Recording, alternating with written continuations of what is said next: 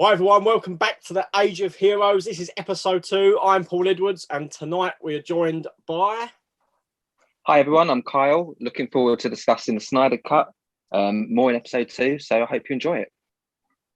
Hi everyone, it's Charlie. I'm glad to be back. It was a good time last time, so let's hope we can enjoy it as much as we did then. Yeah, hello everyone, it's Tom. Thanks for joining us again for episode 2. Hopefully you've seen episode 1. We're going to chat some Snyder Cut again. Hope you enjoy it. Hi guys, Danny. Thank you for joining us again. We really enjoyed part 1, so hopefully you'll enjoy part 2.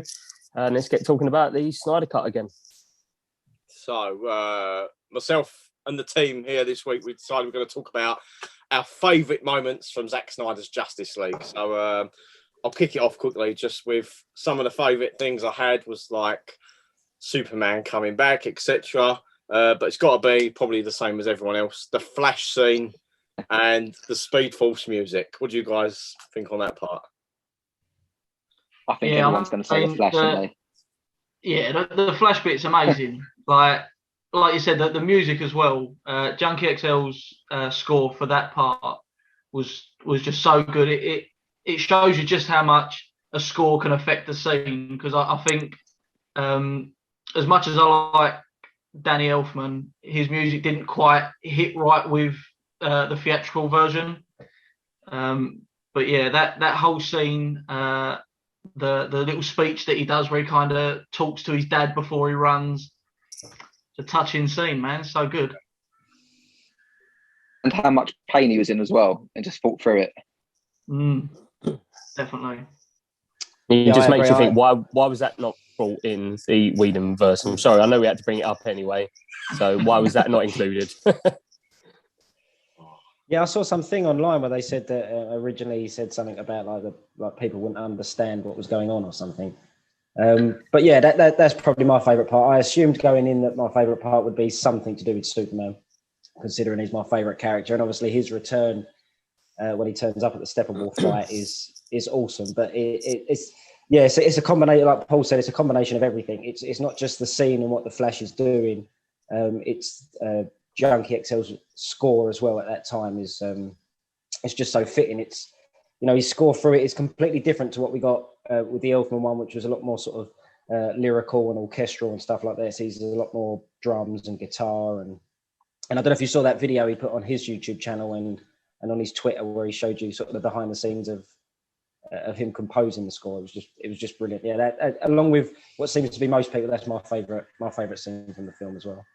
I know one other bit, we were just talking about this on WhatsApp today, was like the timestamp in Batman v Superman of the death of Superman. And then if you watch this, the timestamp of when Superman, the resurrection of him, it's the same time.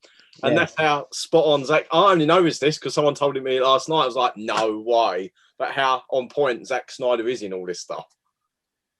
Yeah, I never noticed That's just how clever Zack is. He plans like little things like that, like you said, like most people wouldn't notice that. No one would kind of think to sit there and look at the timestamp of like a previous film. But that's just so clever. Like these little Easter eggs that he throws in, genius.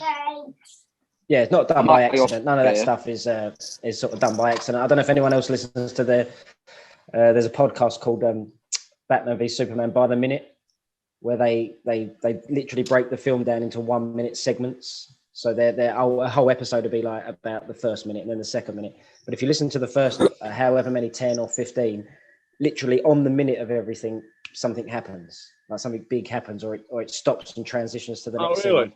Yeah, none of that is it's obviously once or twice could be accident. But the fact that he constantly manages to do something like that tells me that it's obviously planned well in advance.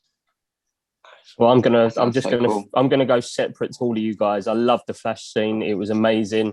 Probably one of the best bits of the film. But for me, the best part was the nightmare scene. That had to be. It was just incredible. What we got, the little snippets of the teasers of what we thought could happen, to then what we actually did see. I thought it was incredible. Seeing obviously Batman and Joker in this apocalyptic world. and then just seeing how them two went backwards and forwards, and the characters that had survived the battles, the ones that didn't, and then obviously right at the end of that scene, you see that Superman's found him, and you're like, shit, you're in trouble, boys and girls. This ain't going to go well for you. And I just thought that was incredible. And it just, as I said in the last one, I want more of that. And probably we've already discussed it, that they have to tell us what happens next on that. I just thought it was incredible. And it's the fact that he done that in his own house, didn't he? Zack said he done it in his garden, which I thought was incredible. Yeah. Great what you can do with a green screen, but yeah, for me, the nightmare scene was the best one. I think so I agree. As well. Yeah, go on, Carl. I know. I was just going to say, I think that Joker Batman scene, I absolutely loved it. I absolutely thought Jared Leto was pretty cool, and I know he had a lot of hate in the Suicide Squad and everything, but I think give him the right sort of scene, give him a sort of chance to act with Ben, and give a Batman Joker dynamic. I thought he was absolutely awesome. Yeah, I agree. I think I know it seems to be in a small minority, but I never. After Suicide Squad, I never sort of hated on Jared Leto anyway. I thought, okay, maybe he wasn't given enough screen time to let you know what type of Joker he was going to be. But I found him not better than any other Jokers, but I thought his Joker was quite unsettling anyway in Suicide Squad. There were certain scenes where I thought he was quite creepy. Like there was I don't know what was going on. Obviously, he was playing some gangster Joker, but there was a guy tied to a chair and he kind of like mounts him from the front, and I was like, this guy. While all the Jokers are obviously weird and odd, I found him really unsettling, and even more so in the stuff that Zack did. So I agree with Danny. Like, I want to know how he got there. Why, obviously he's playing the same Joker. So what has happened to him in that sort of space of time between then and the world going to rat shit? Yeah. Especially as they teased, really pulls the card out as well. Yeah, and the fact that he teased, what happened with Robin. Obviously, we all know it was going to be Dick Grayson's Robin, and he said, he sent a boy to do a man's job, and obviously you knew that was what he was talking about. For then Batman, and just to come back at him and say, well, when Harley died, she told me to fucking kill you, and I was like, wow, here we go. Here we go. With the Joker and Robin stuff, at first when Zack was saying like, oh, it's Dick Grayson who died, like I didn't like it. I wanted it to kind of be more like the comics, have Jason Todd be the one who died. I wanted to see Zack Snyder's take on Nightwing. But I think me and Tom was talking before, and the idea that it's Dick Grayson who died, it would be like such a bigger thing for Bruce Wayne to have Dick Grayson die, because he was like the first one. He's like his first kind of adopted son. He didn't expect there to be more. So he has more of a connection with Dick. So to have him taken from you would kind of be the equivalent of having like your firstborn son taken off of you. Like it'd be such a horrible thing. And obviously, to throw that in there is brilliant. Do you think we'll get any? Do you think they'll do anything with the nightmare scenes in any series? Do you really hope it will come? I know we touched on that last week, but there's so much story that can be shown here, even if it was a series. Yeah, absolutely. You can, like you said, there's so much to touch on. Each of the solo characters on their own would have such a good backstory to see into, to see Mira joining the League because obviously Arthur has died. To see obviously in the pictures that the drawings that Zack released, Cyborg was in pieces in a bag on the Flash's back. So it's like, how did that happen? What happened there? There's so much that can be touched on. It'd be amazing. Why Deathstroke was working with Batman all of a sudden? Exactly. Yeah. How is the Joker and Deathstroke involved? Forget about that. You would never. I'd love a Deathstroke series. Oh, 100%. He's needs to be done. Joe's campaigning for it, so yeah, he wants it. I think I would prefer a series to be. I mean, unless they said to him, you can do 2 or 3 films. I'm going to let you, and all of them can be 4 hours or more. Unless they did that, I think I would prefer a series. I think if they said to him, look, we're going to give you 8 1-hour episodes, go and tell your story. I think he could mine so much. Yeah. Especially if they chuck the type of money at him that they were for things like Game of Thrones and stuff like that. So Definitely. And then the technology's there. You look at like the Mandalorian and how they film it all on these new video screens. The technology's got so clever over the last few years for them to do this. And like Danny was saying as well, some of those scenes he's saying he shot at his own house. Yeah. So when you've got someone that skillful behind the camera anyway, and then obviously the team he works with in terms of effects managed to do so much in that 6 or 7 months time, 2,600 and something effect shots. Yeah. You know that even, you know, he could probably make stuff look better than most people, even if he had a little bit less money. So there's one other bit I like going from straight to the beginning was when Superman was dying. It's all in slow-mo. He's screaming going out of the galaxy, and then it goes to Lex, and I just love all this. That made me buzz. It was like the Zack point of view of everything. Same with Batman v Superman, with Bruce's perspective of like building fighting, and you've got the other's perspective, and then the perspective of Steppenwolf. So it tied so much up in the first few minutes. You know, what do you think of that part? Yeah, it's so good. That was one thing that I actually loved about it. Was like you said, seeing it from different people's perspectives, and like you said, seeing Lex sitting there and hearing the scream, and just the fact that Superman's scream is enough to echo around the entire globe and like crack everyone, or I say everyone, all three of the mother boxes crack open. It's almost as if they're turning around like, oh, right, the big guns are out of the way, we can move in. Like, it's brilliant. It's like I said, it's so clever. Like, it's so, like, Zack does that, like the visual scenes so well. He is like an artist, seeing each one of these shots to look that sort of that beautiful shows how talented he is. What I love about Henry's Superman as well is, even though he's so vulnerable, he's just so aggressive as well. Like that scene where he was unloading on Steppenwolf, like popping into a ground, and when his laser beams, his eyes glowing, it just looks so good. Yeah, I agree. He pulls that off so well. Like he plays sort of both sides of the coin really well, sort of like the sensitive and vulnerable side. But he's obviously, you got that from what Charlie was just saying and what Paul was saying about the start of the film. That, you know, the mother boxes had been activated before that anyway to save Cyborg, and obviously the people from Apocalypse were like, well, we're not going there now because the Kryptonians there. Yeah. So it shows you how powerful he's seen by others as well. And as Kyle just said about it's not even like he's just turned up and helped the League stop Steppenwolf. He's unloaded on him big time. Like the guy didn't even get a sniff of him. Yeah, it's the fact that he didn't let him move. Like, Steppenwolf's trying to get up, and every time he flinches, Superman is just pummeling him into the ground. He uses his heat vision and cuts off half the guy's head, and then just pummels him into the ground every time he tries to move. I love just how they show just how powerful Superman is. Like, that's exactly how he needs to be. He needs to be some kind of god. It's that setup as well, though. It's not even just the fact that you think that, oh, hang on, Superman's turned up, he's going to save us now. But technically what he does is he beats up Steppenwolf and they still lose. It's then the Flash, and then what Cyborg's doing with the mother boxes, and then obviously I know Batman's up there, he's shooting parademons and stuff. There's not much he can do at that point. But and then Wonder Woman chopping his head off, Aquaman stabbing him with his trident.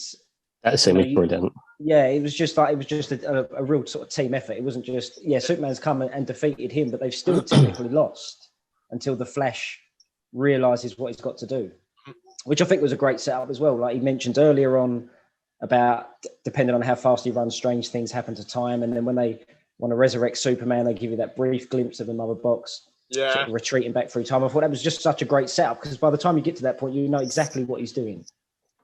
I want to see the conversation that happened after that with the Flash, where he's like, no, you guys messed up. I saved you. And they're like, yeah, all right, calm down. He's like, no, seriously, I saved everything. Yeah. I want to see him trying to explain that to them. Well, because they don't know what's happened. They won't ever remember it. It's still gone back in time. Exactly, yeah. Poor old Barry. Yeah. I thought as well, along with the score that was brilliant, the sort of needle drop songs that was sort of peppered throughout when Flash was saving Iris, when Lois was coming out the coffee shop, when Arthur was just about to jump into the ocean. They all fit really well. I thought they were like great choices. Perfect. I didn't know any of the songs, but they seemed to just fit really, really well with the scene. Yeah. It was good they didn't use like any pitbull like they did in Aquaman, that scene. Do you remember? Yeah, I'm not having no pitbull. Zack always does that though. In all of his films, he has like great music. Like in Watchmen, the soundtrack is excellent. It's just always it's haunting, isn't it? Absolutely hits it. Was there any scenes? Was there any scenes in there that you were shocked that were in, like that you saw in the theatrical cut that you thought, oh, and when it appeared in Zack Snyders, you're like, oh shit, I thought that would be. I didn't think that would be a Zack thing. Like for instance, when they come off, there's a couple of the Flash scenes.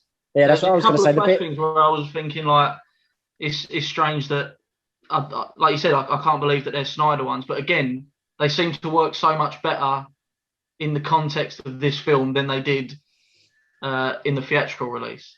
Like, because the bit when he gets off the plane and he says, "Oh, it's your satellite, it's the bat signal. That means we've got to go." For some reason, I didn't think that would be, because they kept constantly saying before about, oh, they brought Joss Whedon in to rewrite stuff to make it funnier.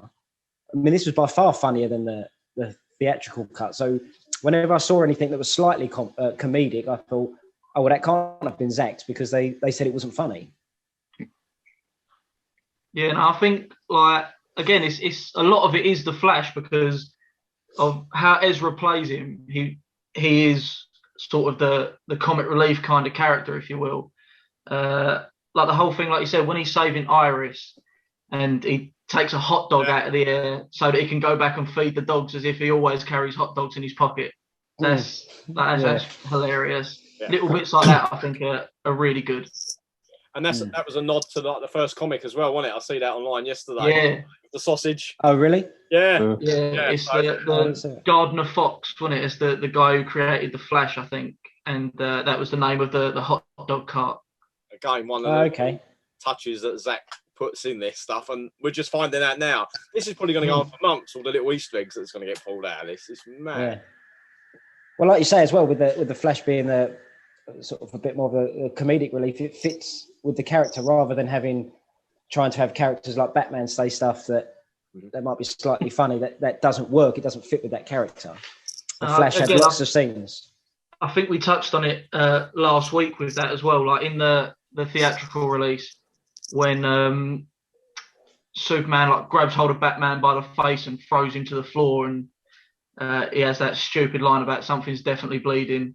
Yeah. And in this one, like I said, he kind of stares him down while Superman works his way through the rest of the league, making his way to Batman, and Batman kind of fronts it out. That's a lot more like how he would act, kind of thing. Yeah. Like I really like the Star Labs bit as well, when they're sitting outside and Barry's trying on hats. Yeah. I thought that was really fun. I thought Jason Momoa played that really well. Yeah. And as well, with another bit with Jason Momoa and Ezra, when Aquaman's going after Superman and the Flash runs into him and they kind of knock each other over and he gives him the look. Yeah. You're like, oh no, you don't want that look from Jason. Exactly. You don't want to be getting that look. I've pissed him off. What's going to happen here? What do you think about the whole Lois pregnancy thing? Yeah, it just like that bit. It's going to be so frustrating now if they don't carry something on.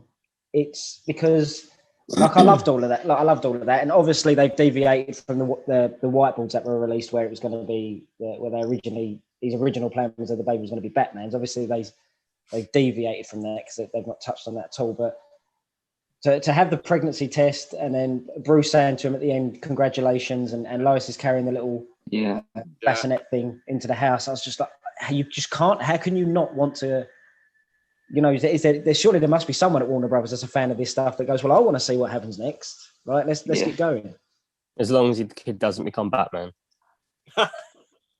You don't want that? No. I wasn't mad at that. I kind of like that idea. No. I said to Charlie that I wouldn't have minded that idea if the baby was Clark's and then they do a 20-year jump in the future and they're like, oh look, we're gonna your godfather, you know, your Uncle Bruce, he was Batman, and the child becomes Batman but with the powers of Superman, and that's like this 25-year-old future hero that dresses as Batman, but he can fly and he's got all that. I'd have been down for that. I just didn't want the baby not being Superman's. I would not have been. Yeah. That's the one part I would not have been happy with. Superman, Batman hybrids. That would have Yeah, been, like a little hybrid hero. Yeah, but that I would have been like, yeah, like if that's how you're going to finish it off, and you're telling this, you know, you're not carrying on this massive universe like Marvel, but you're telling a sort of finite story, and that's how you want to end it. Yeah, I'm in. Right. No, I would have been really disappointed if that had happened. Oh, really? Really, really disappointed. I was all happy. Congratulations, Lois. You know, fair play to you. But if it had been Bruce's, I wouldn't have liked that at all. I just didn't think that would have fit with the story, especially if you're going back from Batman v Superman. I just couldn't have seen it. And then it was coming down to Lois is the key. Lois is the key. Well, no, you're just saying that Lois is the key because you want to get her up the duff. No, I just wouldn't have liked that. I think I would have quite happily seen Lois be pregnant, and it was obviously Clark's. But then my feeling would have been that they then go down the route of Superboy. That's how I would have loved to have seen that. I would not like to have seen it be the kid turn into Batman if they was going to have a Batman die. Obviously, Ben Affleck's character looked like he was going to die after the third Justice League film, but no. Yeah, I definitely wouldn't have liked to have seen that. I mean, he's going down a dark path anyway. Who, Bruce? With his kid, because you're already alienated the audience like 50-50 anyway. And then to have that, then you're going to have real, I think, fan backlash then. I mean, half people don't like it anyway, so that's a dark route to go. I wonder if that's what Zack thought. I wonder if he thought to himself, do you know what? I've not done anything that bad, actually. And half of just hate it. I'm going to really show you some stuff that's going to bore. How did you think, if you think they do carry on, how do you think they would have handled the Clark Kent thing? Because obviously at the end of the film, he's got his specs on, so it's not like he's obviously out and about as Clark Kent. So they quite clearly said that he was dead in the newspaper along with Batman. How do you think they would have? I actually asked Henry this question when I met him at the Q&A we done, and my question was, how will I explain Clark Kent coming back? And he was like, I don't know. How would you like them to explain it? And he said, like he walks in the Daily Planet with an ice cream, like, hey guys, I'm back, sort of thing like that. So I don't know. I think I really wouldn't know how they're going to get around answering that one. They'll bring in the man. They'll bring in the Martian Manhunter. It'll wipe everyone's minds. Then they'll all forget that Clark Kent ever died. That'll saddle play it easily. Wake up and pretend to dream. Yeah, there you go. I've always been under the impression that when you go back and watch Man of Steel and BVS anyway, that Perry White knows he's Superman anyway. Like he knows. Do you know what I mean? He saw Lois kissing him at the end of Man of Steel. I mean, she knows she's living with Clark in Batman versus Superman. Yeah. He's always going missing. He's always like, where's he go? Where's he go? I'm just like, the guy's like the editor of a massive newspaper. He's not stupid. I was always like, they would just go back and just say, look, Perry, look, you obviously know they're the same bloke. They're back. just play. And he looks like Superman. And he looks like Superman with glasses on. Yeah, exactly. Yeah, there's not going to be two people walking around the size of Henry Cavill. They're not going to go, oh, that guy's a geek. We don't believe it's him. He's just got arms like tree trunks, but we don't believe it's him. Yeah. But he's one hell of a typist. Yeah. I did see an interview where someone asked Henry a similar question to that, and he started going about down the like the New 52 route in regards to Clark Kent. I've not read the New 52 Superman stories, but he says he goes off and he's got a child and he's living elsewhere under a different name. Oh. But obviously at the end Jeff Johns didn't write it, did he? Do you know what? He probably did. He seems to have wrote all the New 52 stuff. Every time I look at the omnibuses, it says like, oh, that's worrying. Yeah, it'd be. I mean, to be honest with you, I thought if they were going to carry stuff on, that they would have announced it now. But they're even seem reticent to release the numbers of how many people watched it. I mean, they've done it for stuff like Godzilla vs Kong, which came out afterwards, and still they've not released any numbers for something's going on. Justice League did. Yeah, it's odd. I don't know. Yeah, it's not on. If they're watching this, what the hell are you doing, guys? Yeah, sort it out. What about Did you see that? Go on. Sorry, Paul. What about like the scenes of like Dark Side? Obviously, we didn't get none of that in the other version. Getting to see Dark Side for the first time is, again, it's kind of up there with seeing like the whole league standing together. It's one of those things where you're like, fuck, that's Dark Side. That guy, like he just looks so like terrifying, but so perfect, like how he's in the comics. And seeing like the end scene where Steppenwolf's head gets chucked through and he just stands in it and there's like no effort. He just snaps the rest of his skull. Yeah. And sort of stares down the league. You're like, wow, this. Like, you how can you not want to see more of that? Yeah, he's just an absolute like block. And how much of a weasel is that Desaad as well? Desaad's always been a dick. Yeah, what like a right little sort of arsehole crawler he was. I think it's good to have a mouthpiece like that, though. Yeah. But I mean, that's another sort of testament to decent writing as well. I don't know if anyone saw the interview that Chris Terrio did a little while ago, but he's managed to write a character like Steppenwolf that's obviously there to take over the Earth, and in these scenes where he's talking to Desaad or Darkseid, you can't help but feel sorry for him. You're like, oh man, this poor guy, he's got a right mission in front of him before he can just pop home. And I just thought that was really good. Like in again, a reference in the theatrical cut, he was just nothing. He was just there for the Justice League to fight. There was no. Yeah, he was just like a generic grey alien. And once his suit all peeled away, and he was just like this little alien thing, he was like, it's like a little kid. Yeah, it felt really sorry for him. Speaking of writing, did you see? I think a couple of days ago, that guy's hired a lawyer to remove his name from the reading cut because he was so disappointed. Yeah, with I saw in the interview he said he approached his lawyer and to see what the process would be to have his name taken off. I'm surprised after reading his explanation for not doing it originally, just how much it would have pushed the film back and how much money it would have cost. Not that he should have overly cared about that, but I was always shocked that I spoke to Charlie about this, that maybe Zack Snyder didn't want to do that because he said it was like a sort of stain on his filmography that he didn't go, well, take my name off it. That's none of that stuff is mine. Like there's like 20 minutes of my film in there. Yeah, I wanted to to see the film, is he? Go on, Dan. I don't suppose he'd want to either.